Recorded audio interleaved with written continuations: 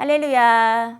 아무것도 보이지 않아 답답하고 힘이 든 상황에서도 믿음을 가지고서 하나님과 함께 믿음의 발걸음을 떼는 하루가 되시기를 축복합니다.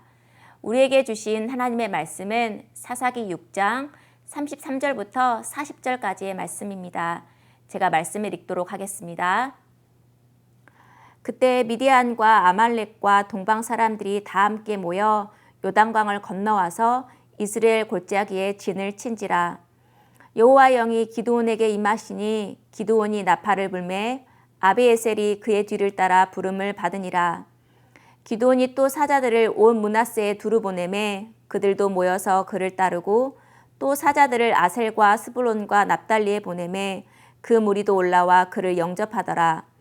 기드온이 하나님께 여쭈되 주께서 이미 말씀하신 같이 내 손으로 이스라엘을 구원하시려거든 보소서 내가 양털 한 뭉치를 타작마당에 두리니 만일 이슬이 양털에만 있고 주변 땅은 마르면 주께서 이미 말씀하신 같이 내 손으로 이스라엘을 구원하실 줄을 내가 알겠나이다 하였더니 그대로 된지라.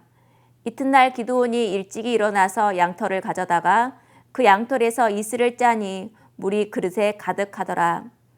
기드온이 또 하나님께 여쭈되 주여 내게 노하지 마옵소서. 내가 이번만 말하리이다. 구하옵나니 내게 이번만 양털로 시험하게 하소서.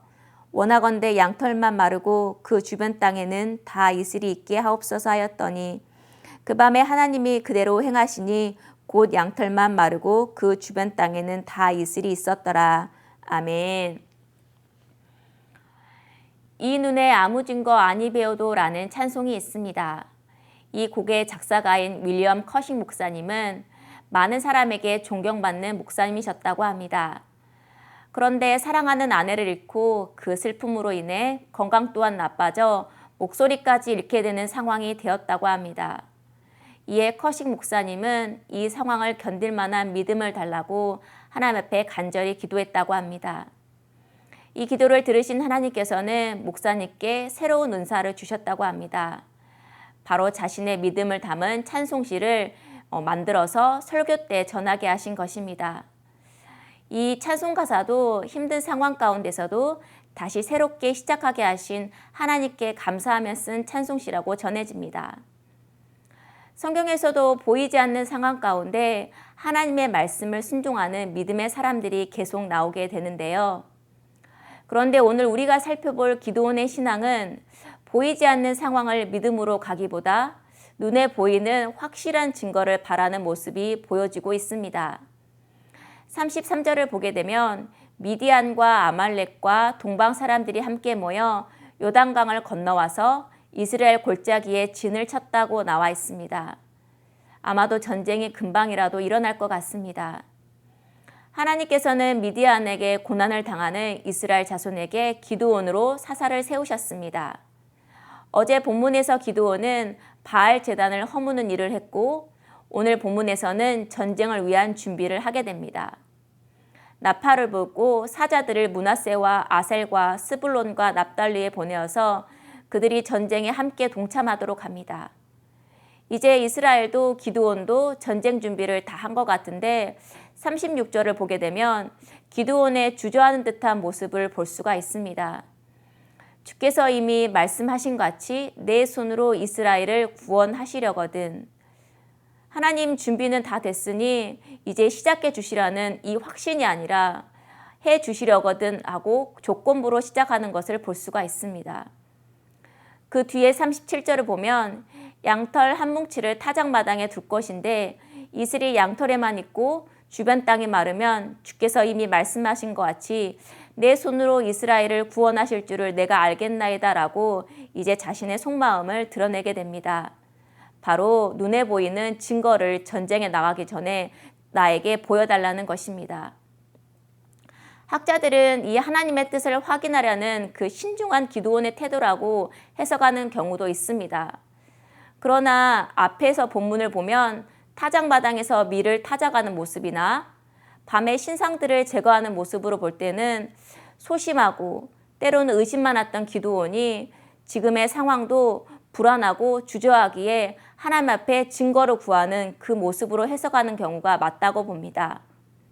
기드온은 지금 아무것도 보이지 않는 이 어려운 상황 가운데 하나님께 증거를 보여달라고 한 것입니다. 이에 대한 하나님의 대답은 간단합니다.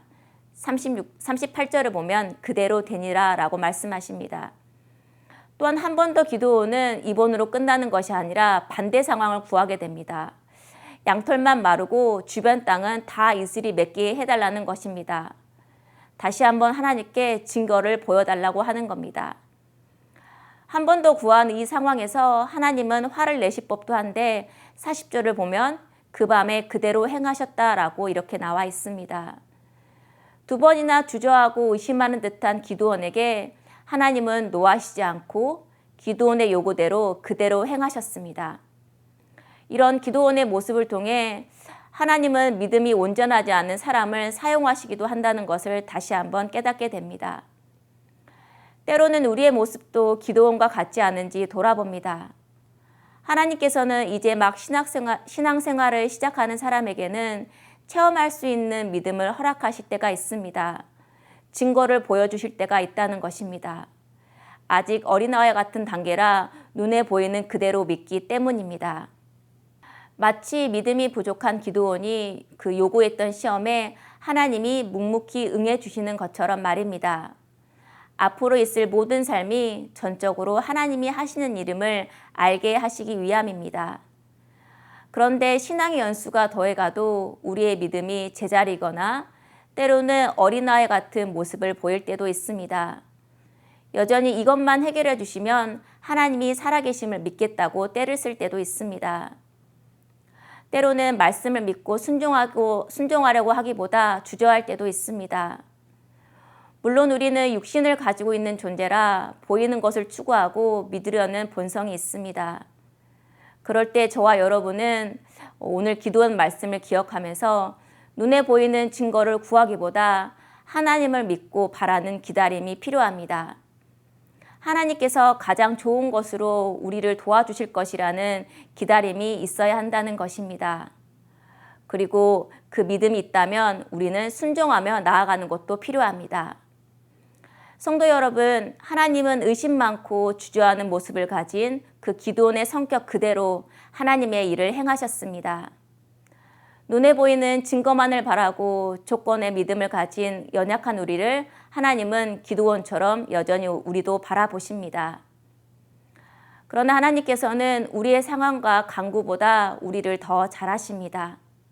그 하나님께 성숙한 좀 더 나은 믿음을 가지고 하나님 앞에 나아갈 수 있었으면 좋겠습니다. 오늘도 이 말씀을 기억하며 주저함과 의심보다는 믿음과 확신으로 하나님께 시선을 두는 하루가 되기를 소망합니다. 함께 기도하겠습니다. 하나님, 오늘 기드온의 모습을 보면서 우리를 돌아봅니다.